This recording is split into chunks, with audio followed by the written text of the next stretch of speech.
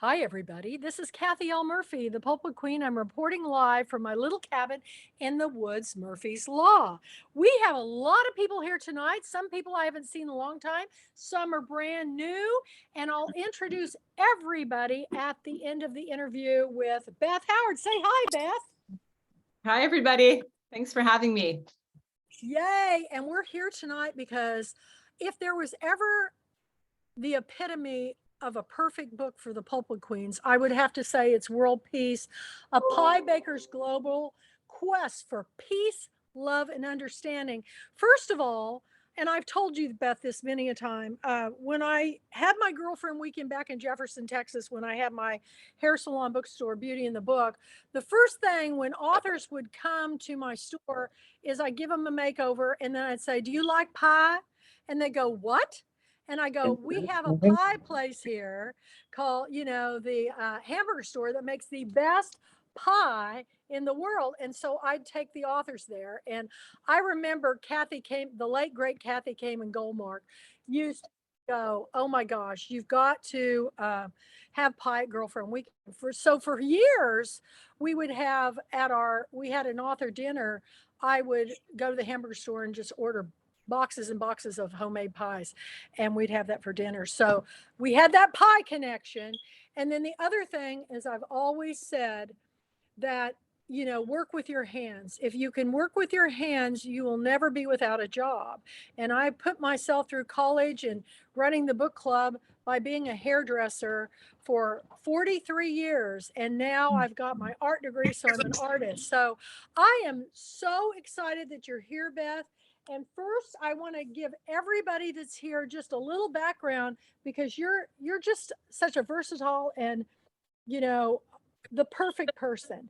It's She's the author of 4 books, including Making Peace, a memoir of love, loss, and pie, and the cookbook Miss American Pie. She has written for the New York Times.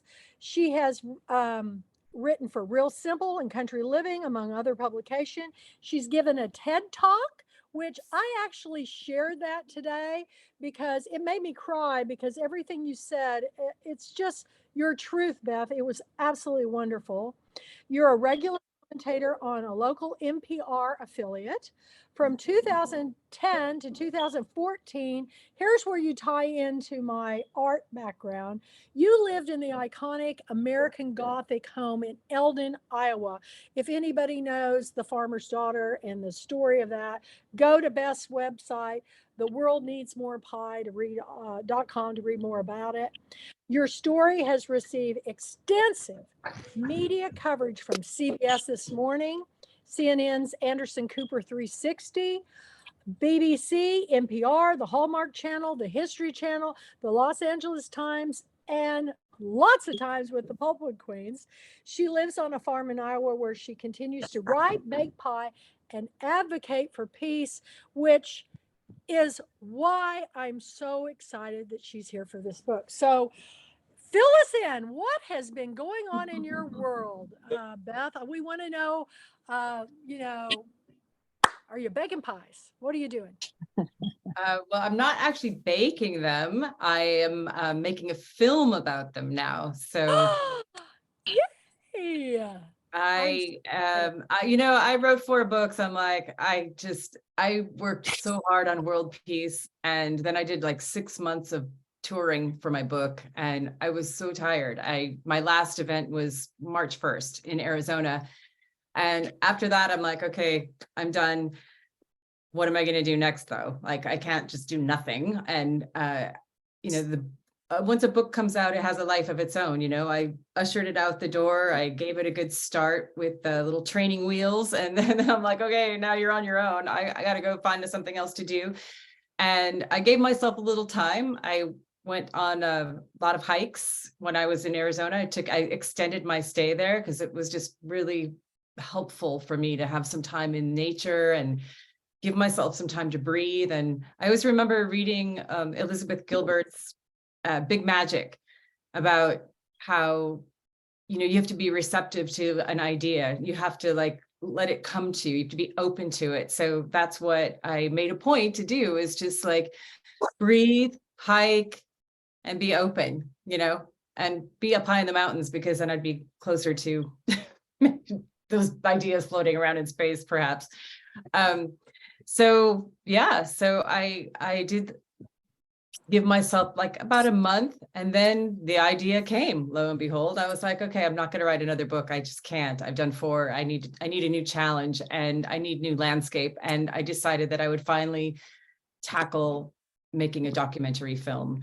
So, and for years Yes. I've been trying to sell a TV series, an unscripted TV series about pie, like a travel documentary style series about pie and how it makes the world a better place. And, you know, there's pie everywhere. And as you know, from reading my book, there's pie all the way around the world. And, you know, and I couldn't get Hollywood to budge. All they wanted was a competition show, a pie baking competition. I go, you don't get it. Like, that's not my message. My message is about, you know, building community and creating unity and sharing and kindness. And it's not about competition.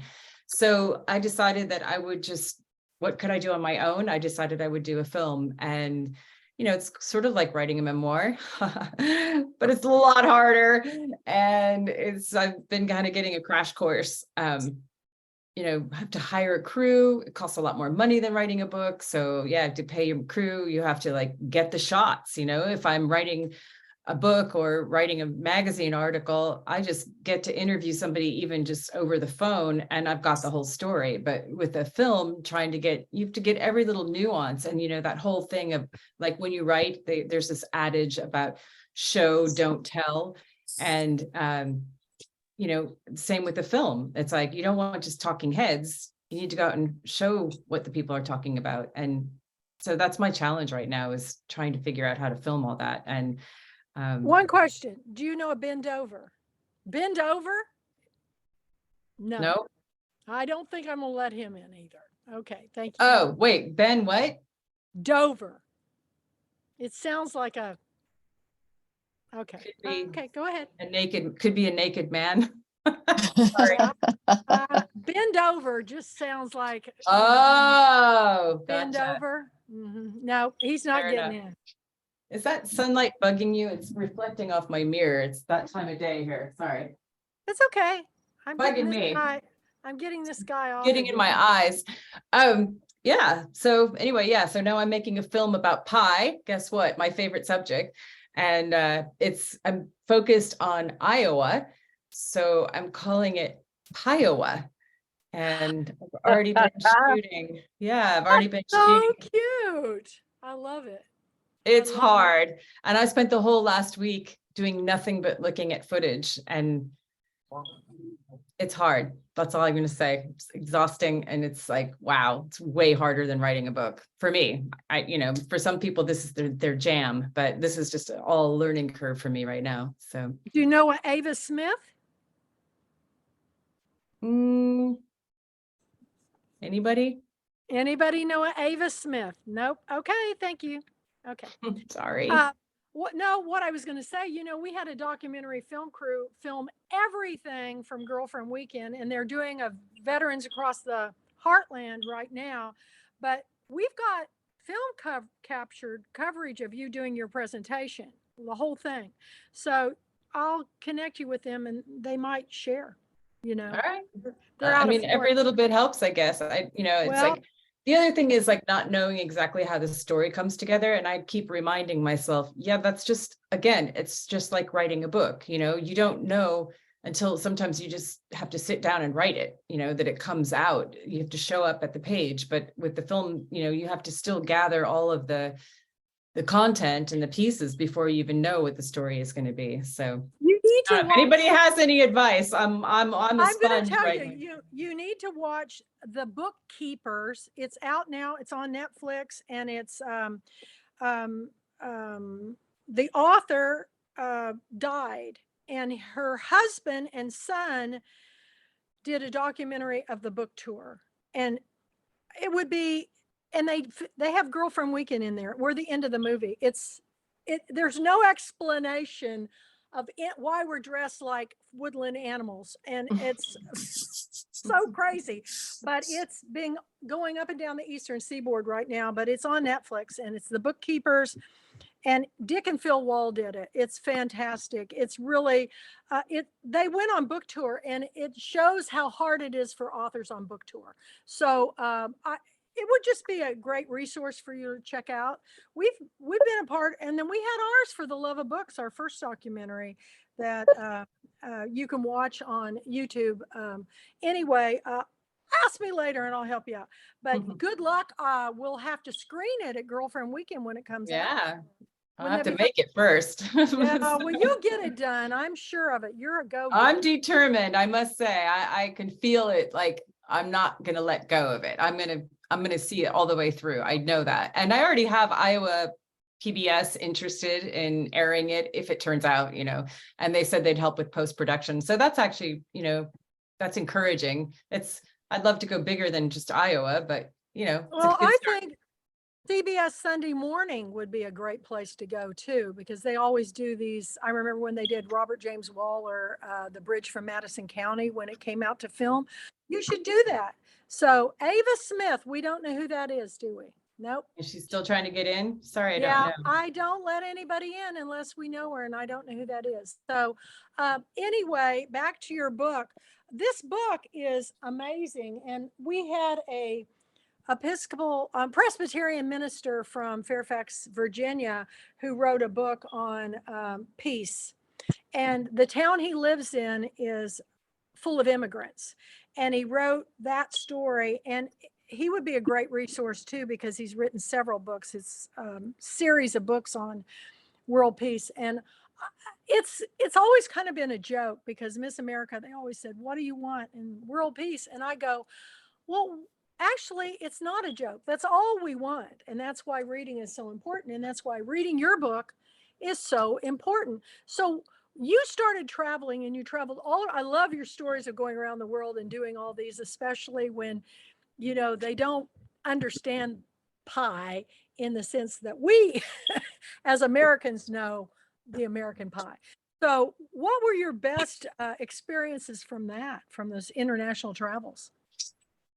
Well, where do I start? What was the craziest one? The craziest one?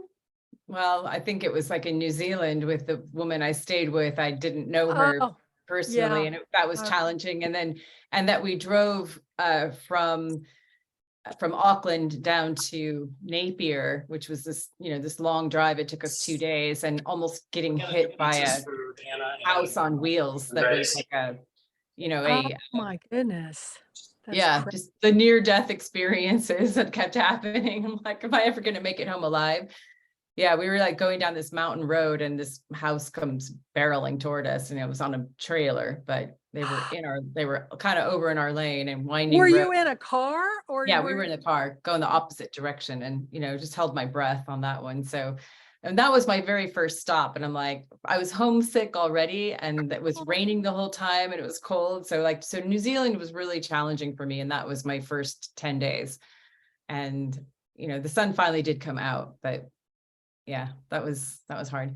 But then from there, I went to Australia and stayed with a really good friend who I hadn't seen in a long time. And I don't know, because we started laughing from the minute I got off the plane, because when I got off the plane, there was this camera crew coming right at me. And I thought my friend was so, like, I had said, if you want to get any publicity for my thing while I'm here. And so then I thought, oh my God, she went overboard. And what's this camera crew? And they pushed past me, and they started filming the guy right behind me, and he was a famous rugby player. So he just come back from San Francisco, where he was playing American football for the San Francisco 49ers, but he was from Australia. So they were all rushing toward him, and it was like I was so embarrassed. And then my friend Kate, she just started laughing, and I started laughing. And so that was a good start to Australia. I love that country. It's so friendly and easy and sunny. And it's just really, that was good. And then in Thailand, it was really fun to bake pies with Thai pastry chefs, but they were French trained. So I'm making American pie for the American Embassy's 4th of July event. And that in itself was this amazing thing, because I thought it was just going to be like some family picnic. And it turned out it was a a event, like a business, dignitary event for a diplomatic event for like 1,200 dignitaries from Southeast How many Asia. pies? We did 75 pies, and I had help with that, and we made all different kinds. And these pastry chefs, first of all, they were horrified that I was making pie dough with my hands, and they went to their boss and tattletaled, like, I remember that part in your book. making dough with her hands, sacrilege. And then when the blueberry pies came out of the oven, they said, we can't serve these because the blueberry juice had like bubbled up over the top, which is my favorite kind of pie, when Yeah, me the fruit too. is exploding out from the crust. And they said, oh, we can't serve this, it's too messy, because the fruit filling was all over the top. And I go, no, this is exactly how they're supposed to look. And I go, just watch, when we put them out there, these are going to be the first pies to get eaten. And they were the first pies to go. In fact, I remember these two American guys came from across this is like in a huge ballroom at a Grand Hyatt resort. And these two American guys came from way across the ballroom from the opposite side. And they said, we heard you have blueberry pie. So I was like, see? I hope they said that in front of the Thai chefs. Yeah, they did. I mean, that was a really great moment. And I hope that they would, I'd hoped they would keep making pie after that, but I'm sure they're back to their French ways. They're very, very manicured, polished looking little miniature lemon meringue tarts, They're works of art. They're they all are. the little patisseries are very much, you hate to eat them. They're so pretty, Yeah. but I like the your homemade stuff. pies are awesome. I mean, the first time you came to my Beauty in the Book, you came in your RV with the world, the pie on it and everything wrapped around, and you gave a pie baking workshop to my book club at a 50s diner. And they're still talking about it. There's, in fact, several people from Jefferson who aren't even in my book club were liking that you were coming on board tonight. So the Moore family from the general store, they love you. So anyway, we made 9 pies, and I never had so much fun, but I got one of those peeler things, and it makes it a lot easier than doing it with a paring knife. But at the last girlfriend weekend, when you did the pie baking, you peeled them. I was, well, that's because on those apple peeler slicer core contraptions, I wear out the blades too fast because I make so many pies that that there's that little hook thing that's like the blade, and I guess you can replace it, but I don't know. And sometimes the apple doesn't go on there straight. When it works, it works well, it works so well. But I sometimes I just like, oh, it's just easier to peel them. It's less room for error. Well, in the future, hopefully you'll have what do they call a sous chef, somebody there that assists you in peeling. I always have help. I mean, people are always offering help, but that's the beauty of it. It's like, I think that's one of the things we miss in our world today is working with our hands and working side by side with other people. And sometimes we just don't know how to manifest that. But then I come along, hey, you want to help me peel some apples? And the next thing you know, I've got like, it's like the Tom Sawyer thing with the painting the fence. But yeah, it's nice. It's fun to see people come together and create something together. So one of my favorite stories of yours was in the TED Talk, and where you talk about how your parents met over pie. And I really want you to share that story because it's just adorable.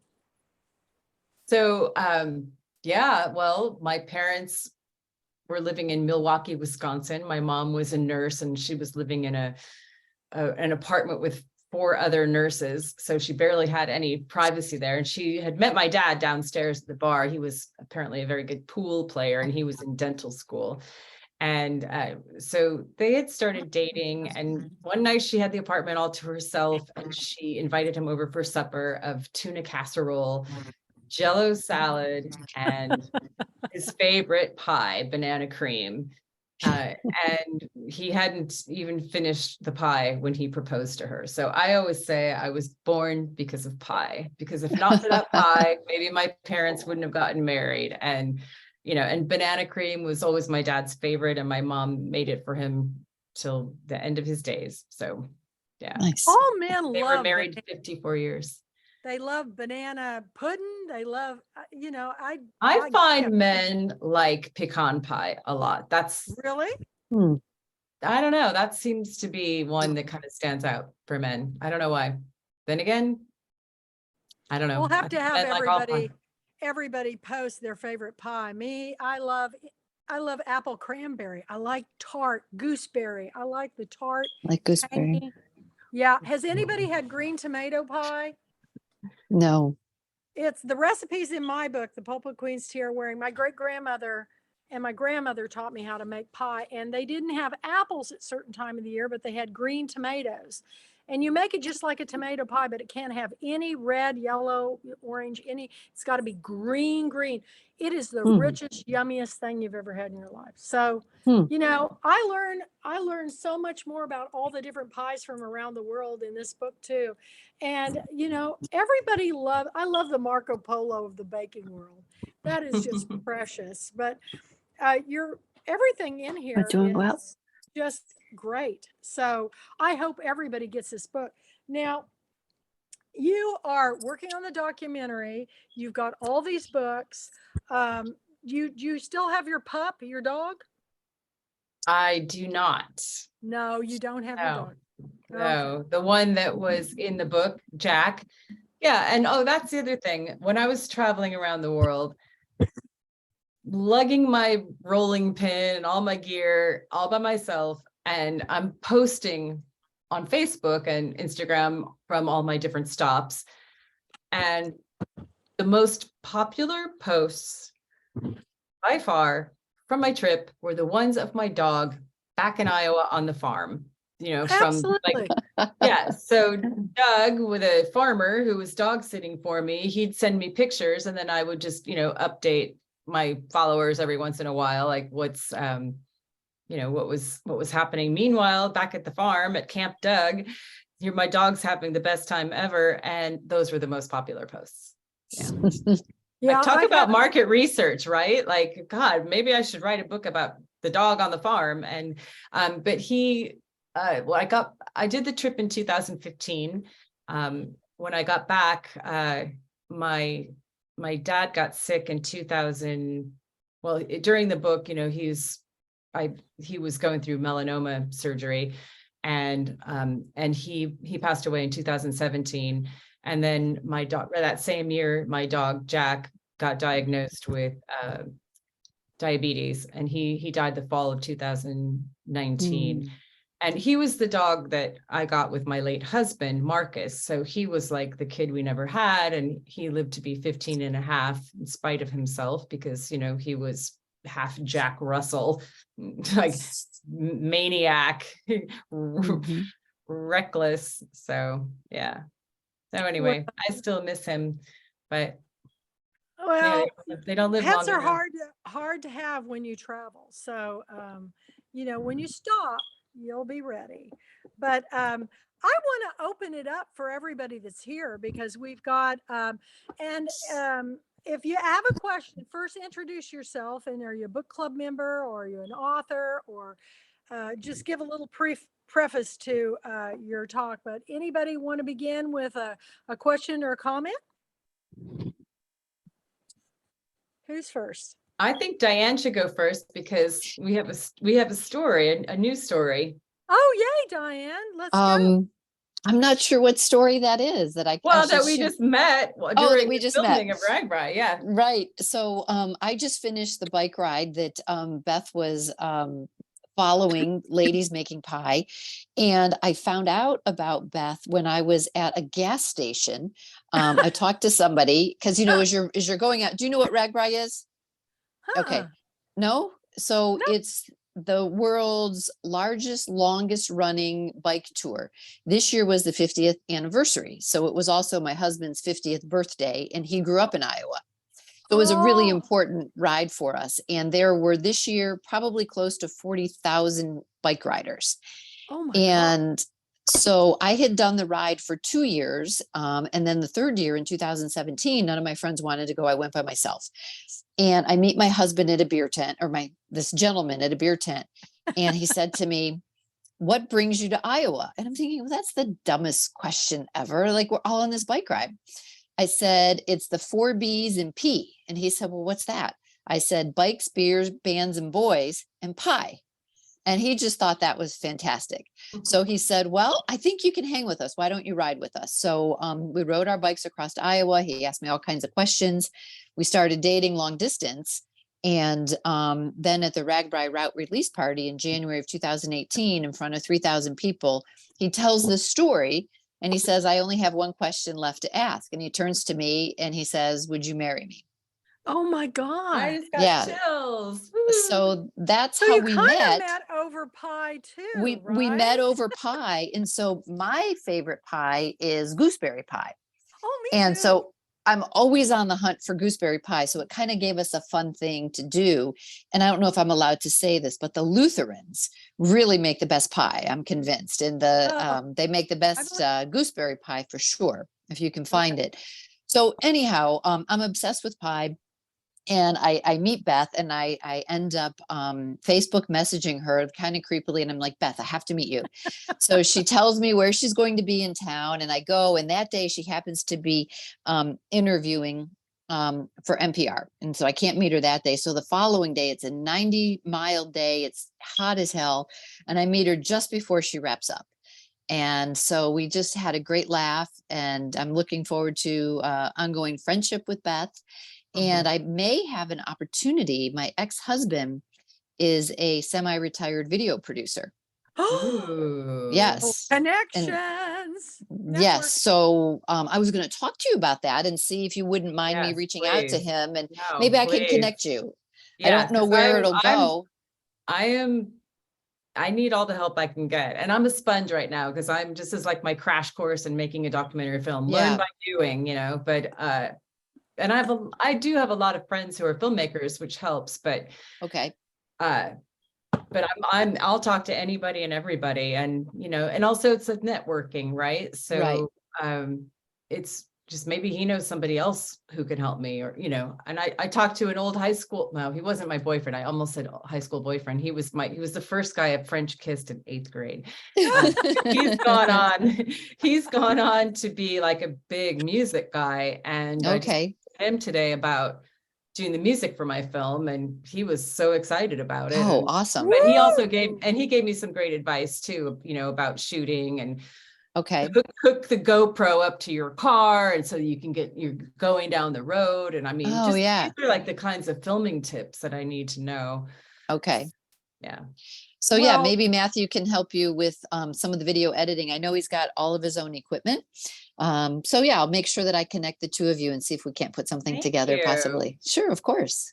let's Yeah. reach out to the Pulpwood Queen and Timber Guy Kingdom and see if anybody else. There It's you a go. writer strike right now, so it's kind of like, but since you're the writer, I Right. mean, Well, perfect. it's a documentary, not Yeah. scripted. So yeah. So that's actually a good time to be doing a documentary, I guess. So Absolutely. anyway, but I didn't know what else to do with myself. I wasn't gonna, like I said, I wasn't gonna write another book right now. Just I need a break from the writing, and this I needed a break from the solitude, because like Diane just said, this bike ride across Iowa, first of all, it's like people ride this 500 miles across the state in this scorching heat because there's pie every day on the route. All the church ladies and the Amish, Hmm. and it's a thing. It's a thing on this bike ride. It's like I famous guess I need to get my pie. body.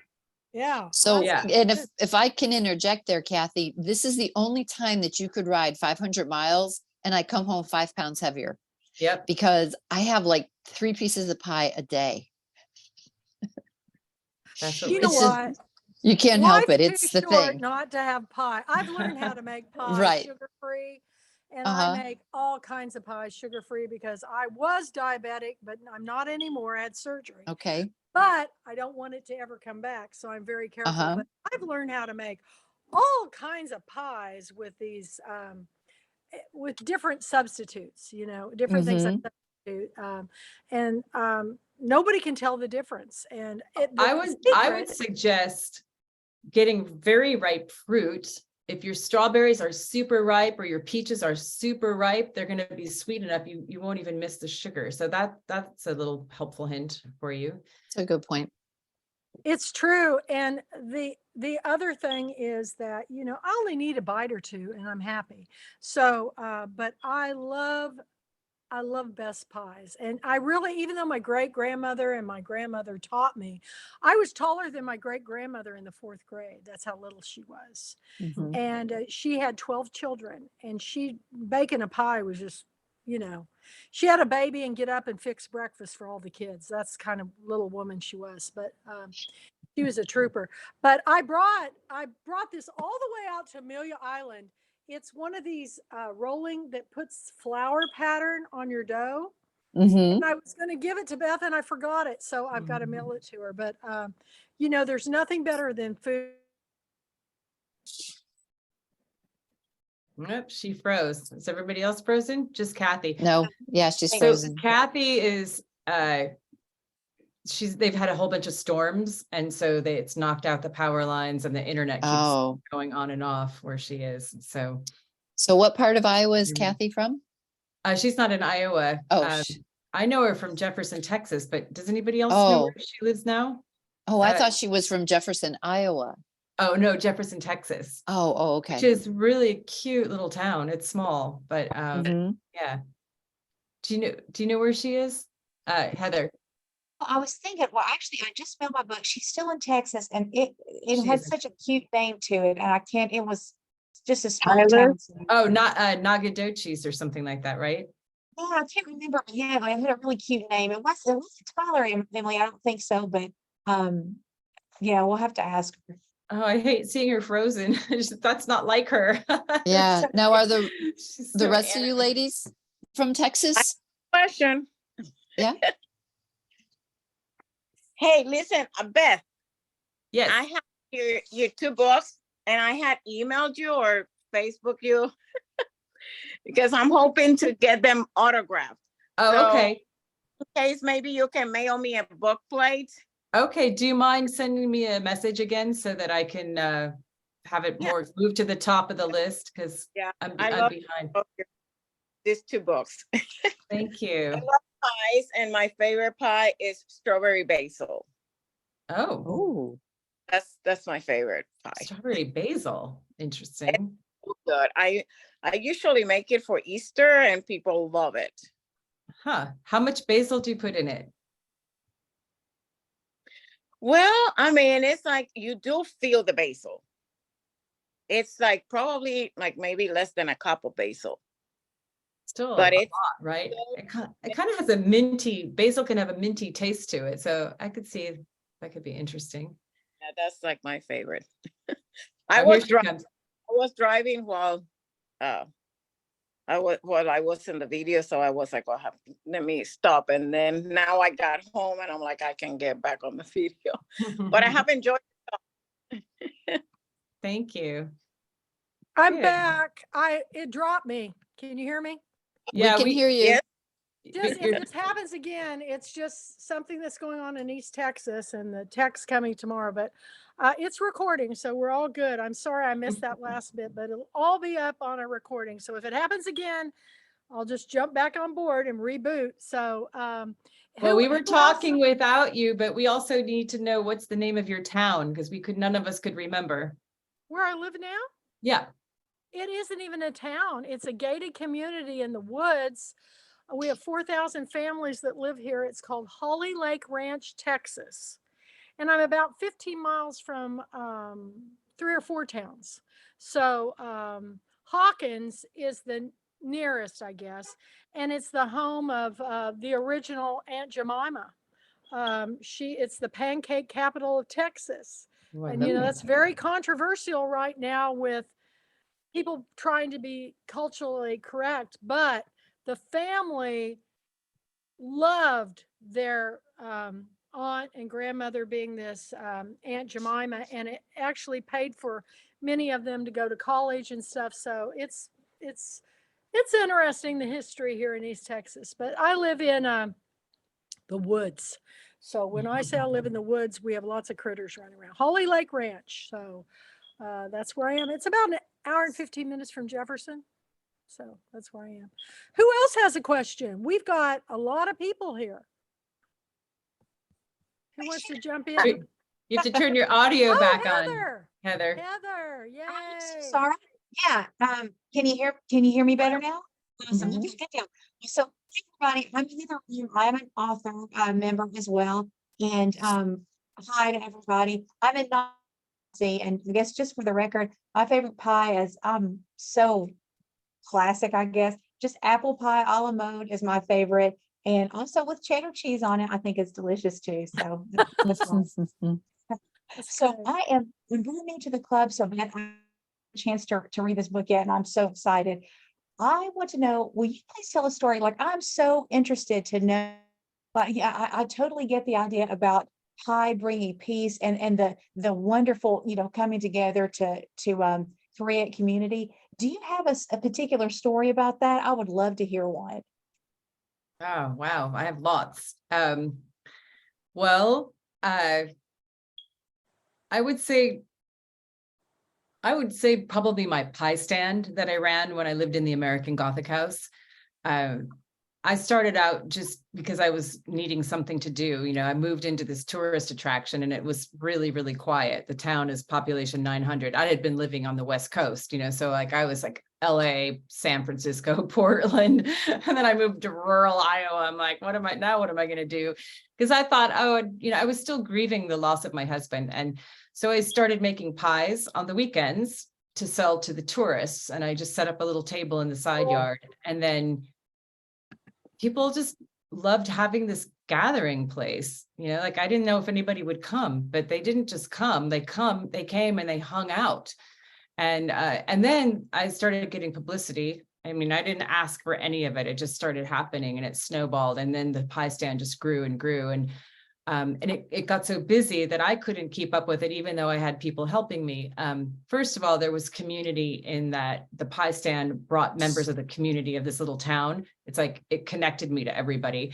A lot of these older ladies would come and help peel apples and roll dough. And it was just like, there are no jobs in this town, so I had like created this place for people to come and come together. And it's just always all this chatter. I just love all the conversation that takes place when everybody's working side by side. And I like also eavesdropping on everybody else's conversations, because I just feel like, oh, I brought these people together and now they're friends, or now, they're creating something on their own and we're all working on this together. And so that I miss that so much because I moved out of the house in 2014 and I don't have a pie stand anymore. And I miss that terribly.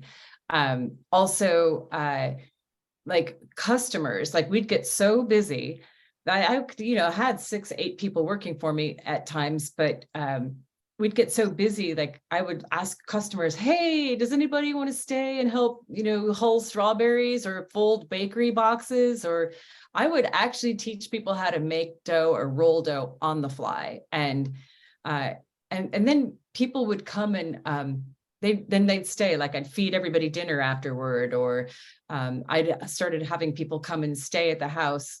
They'd work for free in exchange for like room and board, and they got to stay. I would let them sleep behind the famous Gothic window. And so, but then these are people that all became lifelong friends, so that's like on a bigger level of how pie can build community. But, just on a smaller level, it's like when you bake a pie and make it yourself with your own hands, nothing store-bought. Like, don't be trying to do what these ladies did on Ragbri and Quimby, Diane. They were made using store-bought crusts. And I was like, wait, these were the, and they were multiple religions. So you can't just blame one. I can't. Yeah. but just making a pie and then sharing it with someone, just, it means so much. It's not that hard to do. And it's not a store-bought thing. It's that you took the time and then shared it with somebody, and also maybe give it to somebody who needs cheering up, or just to show that you're thinking of somebody. You know, just a gesture of love and kindness and generosity. And that's community building, you know, or having friends over and sitting around eating, sharing a pie. Pie is meant to be shared, you know? So yeah, there's so many ways. Like after the Sandy Hook shooting, I drove my RV because I still had it at the time. I drove it out to the East Coast, and all these volunteers, we had 60 volunteers. We had a street at my friend's house. They lived in Flanders, New Jersey, and they had like 5 houses up and down the block with their ovens going, baking pies. So we had 60 volunteers. We got ingredients donated. We made 250 pies, and then we took them up to Newtown, Connecticut after the shooting and set up a table in front of the town hall. And again, creating community. These people were grieving and they didn't have anywhere to go. Everything was shut down because of the shooting. And so they would come and get a piece of free pie, and they'd run into their neighbor who was also eating a piece of free pie. And then next thing you know, everyone's like hanging out at the pies table, you know? So that was community on the most, like the deepest, most important, most meaningful thing I think I've ever done in my life, you know, like being there, showing up for them. And people still to this day thank me. They're like, you know, that just made us feel like somebody cared about us. And I was like, God, I didn't want to, you know, I felt like I might be intruding on their space. But in fact, they were just so grateful that pie, you can do a lot with pie. You know, you can get a husband like my mom. You know, you can heal grief like I did for me, because, you know, after my husband died, I just found that, you know, it was so soothing to be in the kitchen peeling apples, Kathy. I don't know. I find that the knife, that just the simplicity of a little paring knife is just very, I don't know, it's very calming. So is the making the dough. And, you know, just that process, but then sharing it to make other people happy. It's just such a win-win. And, you know, I keep trying to get away from it. And, you know, it's like, here I go again. I just finished this book about pie, and now I'm doing a film about pie. And I'm like, okay, I surrender. It's a good subject. It's worth sticking with it. I am so inspired by you as you've been talking. I have a bag of cherries and I have apples. And when I get done with this tonight, I'm going to make one of those pies where you fold the crust like partially over. It's called it's French. Like a galette. Yes. I'm Mhm. going to make one of those because my stove quit and I pulled it out of my house and somebody came and got it. And I have a big toaster oven and I can make that in there. I'm going to make a pie and share it. So I encourage all of you to go into your kitchens tonight. And do you have any of your recipes up on your website? Do you have I the do dough? somewhere. I don't know what page they're on, but yeah, there's some in there somewhere. I don't Well, know. Is there a recipe page? I have to look. I haven't looked for a you know, while. I'm trying to I- remember. I'm sure But there's I have, yeah, the basic pie recipe is in the back of this book. So I'm going to go make, I'm going to post it tomorrow. That's going to be on my post tomorrow, okay. along with my picture of you and my new apron with it's got my new book cover on it. I'm doing this in honor of you, and I'm going to mail you this rolling pin. Maybe I'll work that somehow into it. But women like you inspire me. And I know that when I hear a specific story, I think your story is becoming even more important to me as time goes by, because we've known each other now you've been here three things. Well, that was 2012 I met you. So yeah. So I feel very invested in your success as a filmmaker, and I know that I'll get all the Pulpwood Queens and Timber Guys.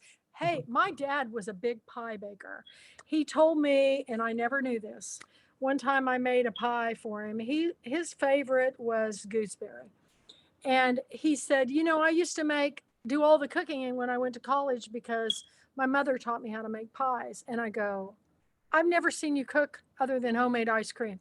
He goes, well, I was hungry and I missed my mom's cooking, so I'd make pies for all the guys He was on an athletic scholarship. So this is a guy who owned a drilling company. I never would have, and most macho guy you've ever seen in your life, never knew he made pies.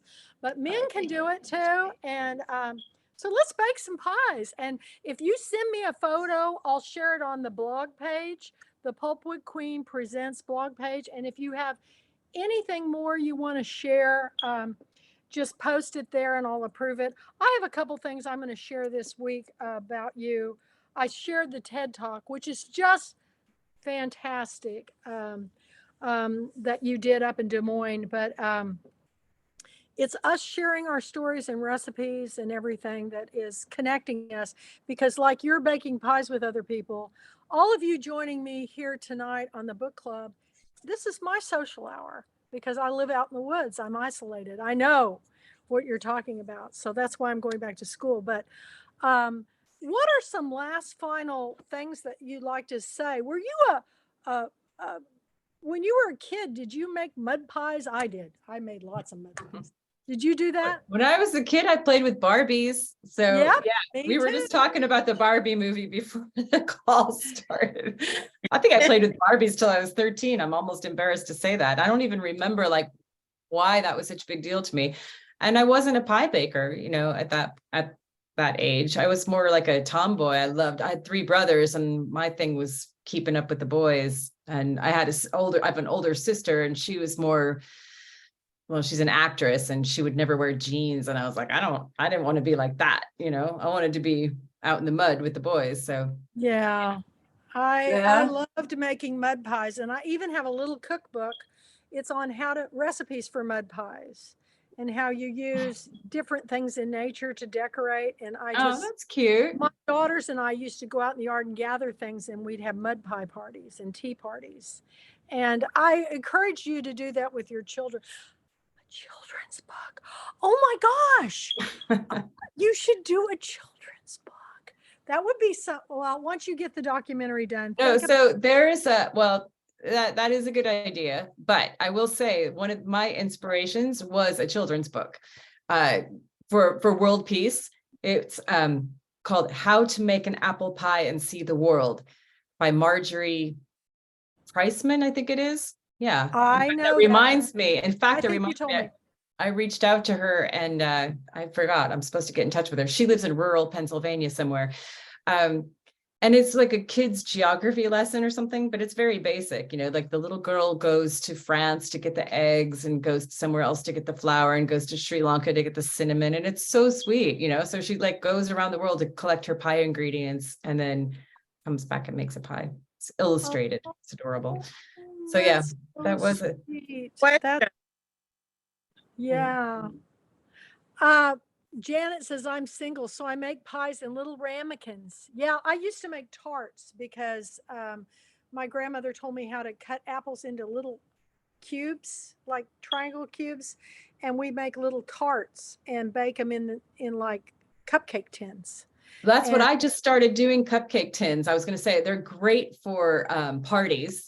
You know, like, do you remember Anne Garvin? I met her at Pulpwood Queen. Yes, Anne Garvin. Yeah, so last year I went to her book launch party in Madison, Wisconsin, and I brought cupcake sized pies, a whole tray of them. It's a great way to make pies for a party. And, you know, if you're single and you don't want to eat a whole pie, you know, make the little mini ones and give them away. Give them to your, you know, UPS driver and give them to your, you know, your neighbors. And they're great little gift things that people will love you and remember you if you just give them a slice of pie. I'm telling you, not that it's bribery or anything, but it's love. It goes a long way just to, you know, people want to be seen and acknowledged, and it just doesn't take much. And if we could just all do more of that in this world, that's world peace. It starts in your at your home, at your door, in your kitchen. So yeah, post your pictures of your pies and, you know, and share them, share the pies. Yep. Go to the Pulpwood Queen blog. Yeah, and lecturing everybody. Them, and I will approve them. And I'm going to go do this tonight because I'm going to see my grandson tomorrow, and he's 4, and he is a big baker. I mean, he loves to cook. He loves to clean. He likes to mow the yard. He's 4. He's going to be quite the kiddo. But anyway, yeah, I think that would be a great idea, everybody. But more importantly, read all of her books. I mean, you are going to be so inspired, whatever you do, whatever your niche is. I had one lady tell me that when her husband died, that the only thing she found to bring solace was driving. So she'd go on these long drives and have the radio cranked up and sing. And by the time she got home, it was like, so we all have something that we can do. And I think you have found something that will connect us forever, Beth, and I can't thank you enough. Anybody else have any last final comments that hasn't spoke? I have a question. Yes, go ahead. Okay. I want to find out how many cookbooks Beth has. Hey, Beth, how many cookbooks? I own over 7,000 cookbooks, so I love cookbooks. So that's why I wonder how many. I probably have about 5. Yeah.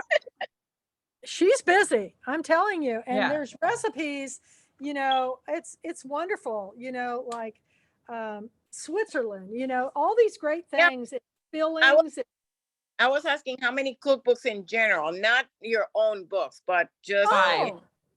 Oh. 5. I had Yeah. a whole bunch when I lived in the American Gothic house, and when I moved out, I just had to lighten my load. So when I was teaching my last few pie classes in the house, I had my box of books by the back door, and I was like, please help yourself. And they were, you know, they were good cookbooks, but I just couldn't move them all. And I like to travel light. I don't like to acquire a lot of stuff. So when I have books, I read them and then I give them away and share them with some, you know, so they can move on and have another life. So I don't collect a lot of books. I try not to, actually. So, It's but yeah. a gift that keeps on giving. Yeah. Have you ever tried a pie that is called cazuela? It's like in Puerto Rico, that's like a pie that is made out of a sweet potato, a type that we have in Puerto Rico. And that's the pie that my mom used to make. So it's called Ooh. Cazuela. cazuela. Mhm. Okay, I'll look that up. Puerto Rican Yeah. pie. All right. Good to know. That Yeah. sounds yum. And do you have it? Is it? I can send you the recipe because it's in one of the cookbooks that I edited. So Oh, great. I would love to have it. Thank you. I would love to have it too. Sweet potatoes I are will really send big. it to you. Share it on the blog post, and I'll post it. So There you go. it's all about sharing our stories and joining the conversation. Anybody else? Did Suzanne get to talk? Suzanne?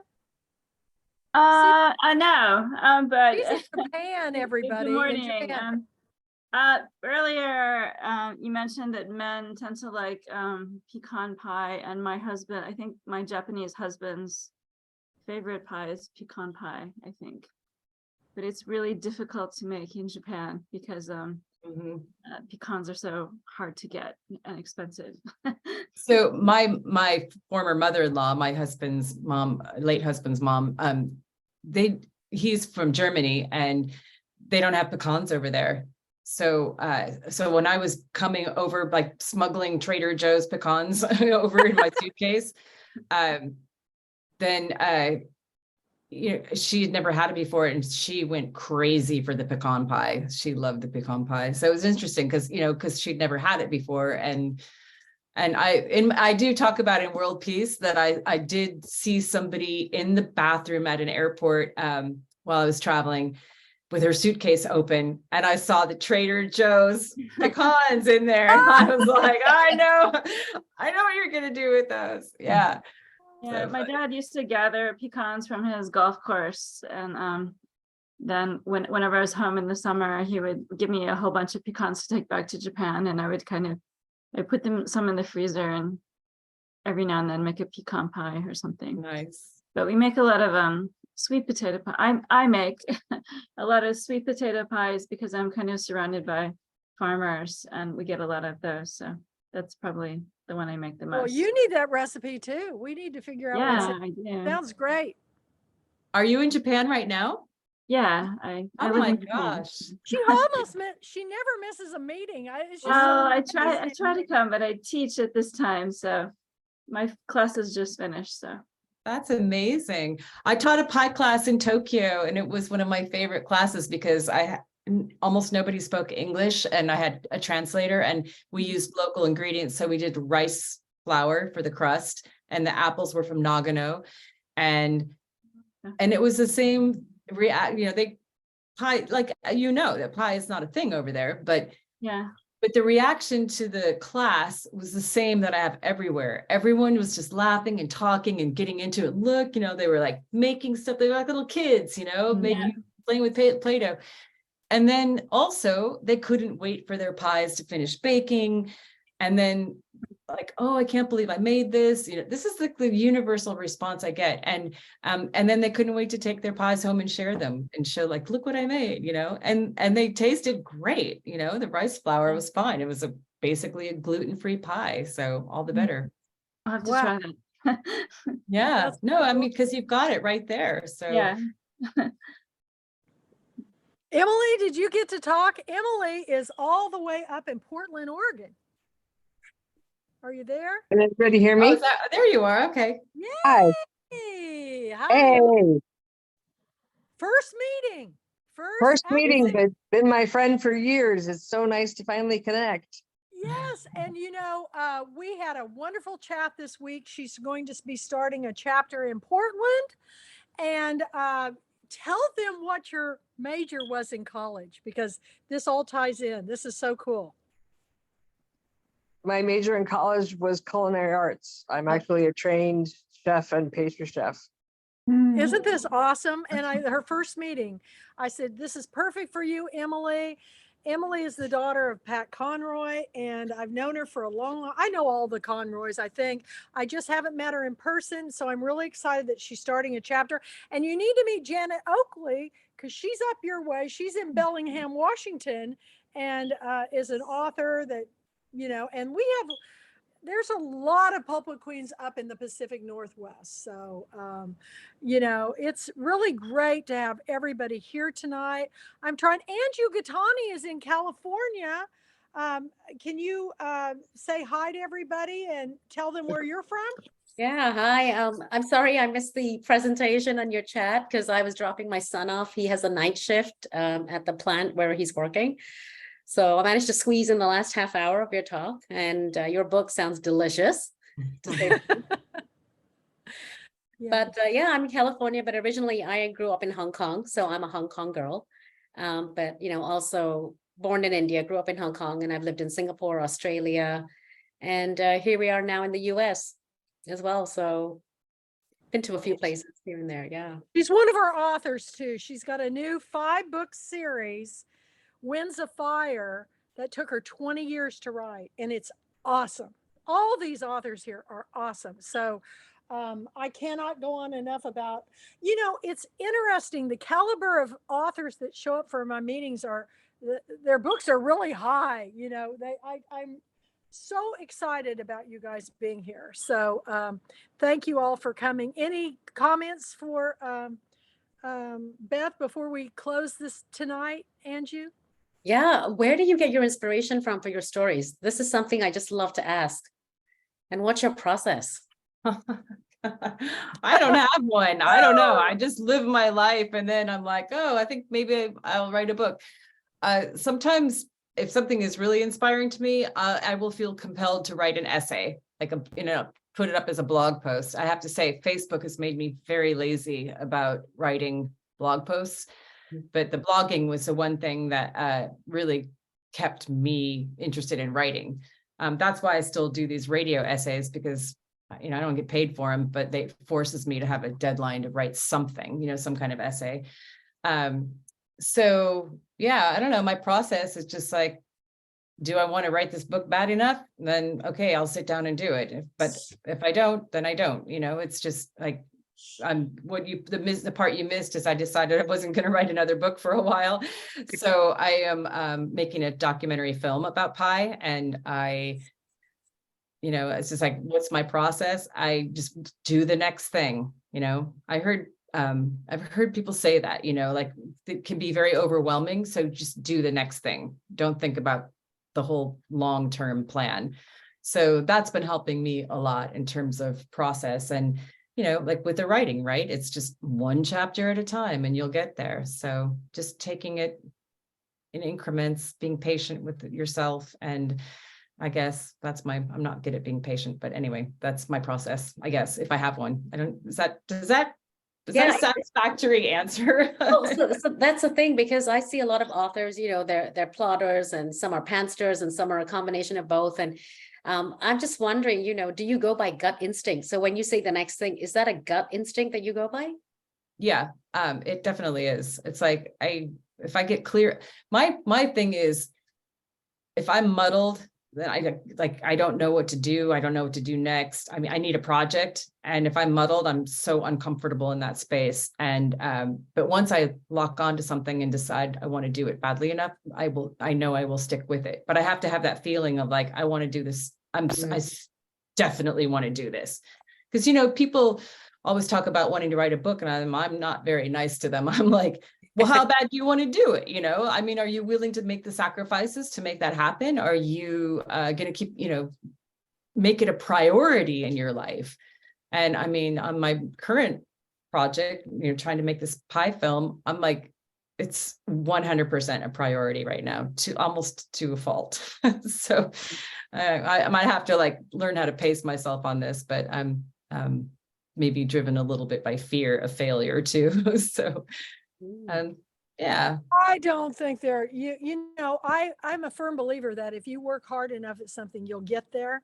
And I don't ever look at anything like, I got to get this done in a year. I got to get this done in a month. I look at it like I have to think about things a lot before I do them. And the wonderful thing about your books is everything that you say matters. And I know you've put so much thought into what you're saying that I know every one of you that are here tonight are going to love her book and be inspired. And I just can't wait to see your documentary. It's going to be awesome. It's going to be great. So I just want to thank everybody for showing up tonight. Before we end, I just wanted to share a couple little things. I get every week books sent to me, and for possible book club consideration. For anybody listening to this thinking just because you join the Pulpwood Queens and send me a book, it doesn't necessarily mean that I'm going to pick your book this year. It might take me a little while, but I just got one of my favorite authors from Missouri, Land of Joys, a novel. It's book 4, the Daybreak series. It's Steve Wigenstein. Love the cover, love Steve. He's a wonderful writer. He teaches writing. He is just absolutely a wordsmith. So that's a new book that just came in. I think I shared with you the 2 murder books, Murder on Book Row by Joseph. I think it's, I don't know. Is that Italian? Agnese? I don't know. Agnese. And The Marshal of the Borgo. And I've got several other books in the other room that I'm reading. And let's see, I shared Heather's book,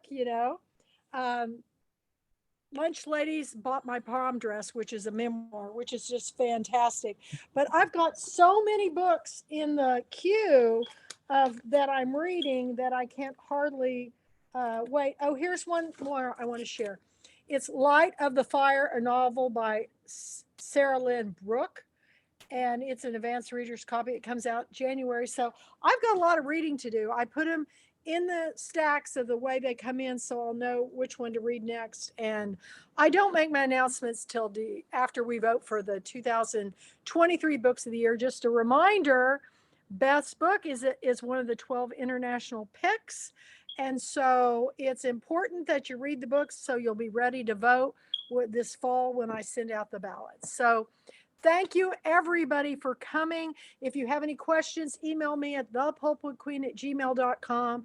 And again, the website if you have any questions, go to theworldneedsmorepie.com to email Beth, and also up on the Pulpwood Queen blog page. So thank you.